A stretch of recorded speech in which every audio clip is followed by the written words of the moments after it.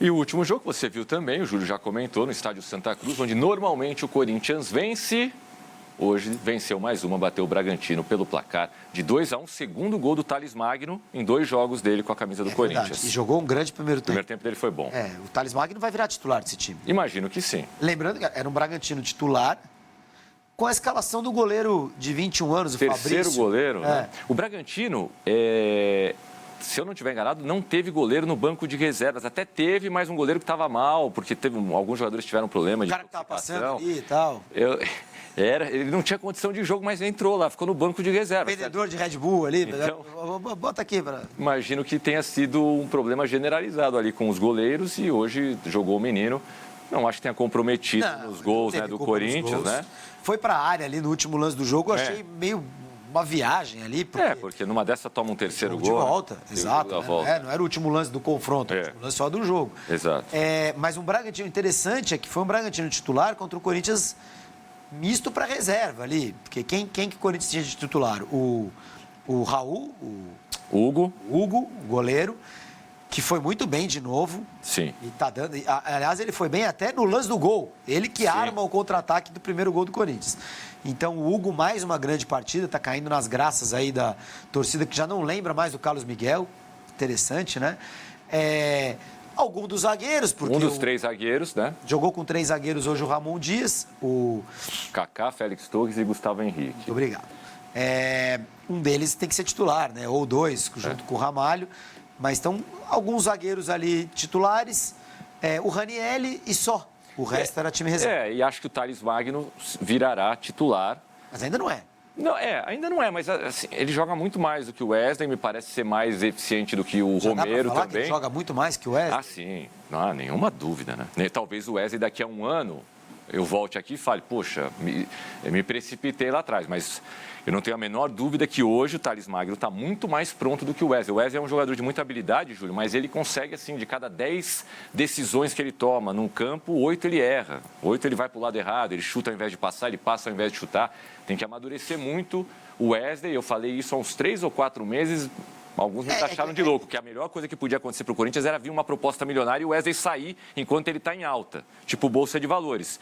Hoje eu acho que a proposta já não viria. Já não vem tão alta assim. E é que eu acho que o que a gente viu do Thales Magno ainda é muito pouco. Sim, né? 2 jogos. Pedaço de um jogo ali. Estou me baseando muito no que falaram os especialistas de Major League Soccer, que ele estava bem no futebol dos Estados Unidos. Os especialistas de... Rodrigo Lazzarini, que estava aqui ocupando essa. Hoje, por exemplo, ele mandou mensagem. Não falei? O cara é bom. Ai, Laza, cara, tanta coisa para assistir, Laza, pô. Mas Ele vê Série C do Campeonato Brasileiro, você acha que ele não vai ver Major League Soccer? Não, é isso, né? Quantos filhos o Lazzarini tem? Tem um só, por enquanto. Um só, né? Então, quando o cara tem mais filhos, assim, não dá pra ver. Ser especialista em MLS. Mas... Tem um só e que estava morando em outra cidade até 6 meses atrás. Fica mais tranquilo. Então agora ele já não tem mais tanto tempo. Os campeonato romeno, assim, da Bielorrússia, ele já não está vendo mais. Boa sorte com o San José Earthquakes, isso, né? Pro Lazzarini. Grande Lazzarini. Mas o Thales Magno a gente viu pouco ainda com a camisa do Corinthians. O que a gente viu foi bem interessante mesmo. Aquela reta final de jogo contra o Bragantino e hoje o jogo contra o Bragantino, que ele só enfrentou um time, né? Por enquanto. Sim, é verdade. Mas o fato é que o Wesley... Então 3 ou 4 titulares, no máximo. Um misto para reserva, né? Como eu disse. E aí, ganha do Bragantino, é uma grande notícia para o Corinthians. Ou não, né? Vamos ver. Times que... Qual foi o time recentemente? Foi o Atlético Goianiense. Atlético Goianiense ano retrasado, Ele foi avançando na Sul-Americana, foi perto de São Paulo, se não me engano, né? Foi avançando na Sul-Americana, foi avançando na... Copa São do Paulo Brasil. perde a final, né? Pro Del Valle. Isso. Foi avançando na Copa do Brasil, cai no Brasileiro. E é lógico que cair no Brasileiro é o que não pode acontecer para o Corinthians. Eu sempre faço essa comparação porque às vezes ela acontece, ela aparece na nossa frente. Um time pequeno, entre ser campeão e cair, ou não ganhar nada e não cair, eu acho que ser campeão e cair... Claro, é muito melhor. Ser campeão é uma coisa muito rara, muito difícil para um time pequeno, né? Então, às vezes, vale a pena. Seja campeão, comemore o título, mesmo que caia. Para um time como o Corinthians, cair é o que não pode acontecer. Não tem essa de ser campeão e cair. O melhor é perder logo na Copa do Brasil, perder logo na Copa Sul-Americana e não cair. E eu acho que o Corinthians, ao botar o time reserva hoje, mostra, não é que ele quer perder na Sul-Americana, não é que ele quer perder, mas ele abre mão. Se o time reserva avançar, tá tudo certo, claro. Beleza. Mas o Corinthians abre mão da Sul-Americana. Ele segue avançando, segue faturando e não vai atrapalhar tanto o brasileiro. A teoria é essa. No ano passado, o Corinthians entrou na Sul-Americana tampando o nariz.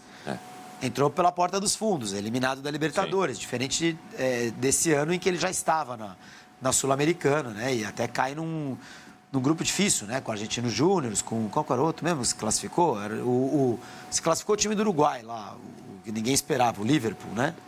Foi o Liverpool? O Liverpool não, o Liverpool estava no grupo do Palmeiras, foi o... Racing do Uruguai. O Racing do Uruguai. Esse ano, você Exatamente, disse. exatamente. Esse foi o Racing do Uruguai. Ninguém imaginava, né? Tinha lá o grupo com o Argentino Júnior. Quando se empata com o Racing, a gente, em Montevidéu, e a gente fala, que tropeço. Aí o Racing vai lá e ganha do Argentino Júnior em casa. Exatamente. Acaba passando, acaba avançando, o Corinthians se recupera, começa mal, se recupera. E no ano passado ele colocou o time reserva em alguns momentos e foi passando. Passou do Universitário, passou do Nils, chegou até a semifinal da Sul-Americana e acabou caindo para o Fortaleza. Esse ano pode acontecer a mesma coisa. Vai não dando bola para o campeonato e avançando. É uma chance de título, por que não? Mas o grande foco precisa ser não cair no Brasileiro. E a impressão que eu tenho, eu estava falando com você fora do ar, é que o time entra mais leve nessas Copas. O time jogou bem contra o Grêmio fora de casa, também com vários reservas e consegue a vaga nas penalidades. E agora joga muito melhor com o time reserva, apesar de ter sido engolido no segundo tempo, mas vai para o segundo tempo com uma vantagem por 2-0, mas o primeiro tempo dele com os reservas foi muito melhor do que os dois tempos no Campeonato Brasileiro no sábado passado com o time titular, contra o mesmo adversário, né? Exatamente. Duas observações, Tomás. Uma sobre o Bragantino. Engraçado, o Bragantino, o primeiro ano do Barbieri foi muito bom, o segundo ano muito ruim. O primeiro ano do Caixinha, muito bom. Esse ano está muito ruim. Assim, o Bragantino ele está no meio de tabela ali de Campeonato Brasileiro, ele não vai cair, mas eu acho que ele não vai disputar vaga em Libertadores. Não. Ele já dançou na Copa do Brasil, né? Se não estou enganado, já dançou na Copa do Brasil. Acho que sim. Por Atlético Paranaense agora. Isso. Já dançou, está com cara de que vai dançar na Sul-Americana. Claro que o Bragantino pode ganhar do Corinthians na Neoquímica Arena, mas não tem pinta. Corinthians em casa, precisando de um empate.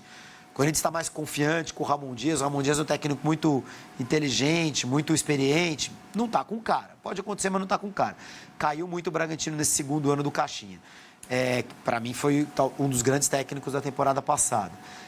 Segunda observação, dona Conmebol, que não deixa o Bragantino e outros jogarem em casa, jogarem nos seus estádios, porque precisa ter 20 mil pessoas de capacidade para o estádio. E o Marcelo, o Nabi Abichedi agora, que chama, né, o estádio do Bragantino, cabem quase 18 mil pessoas. Não pode ser lá o jogo.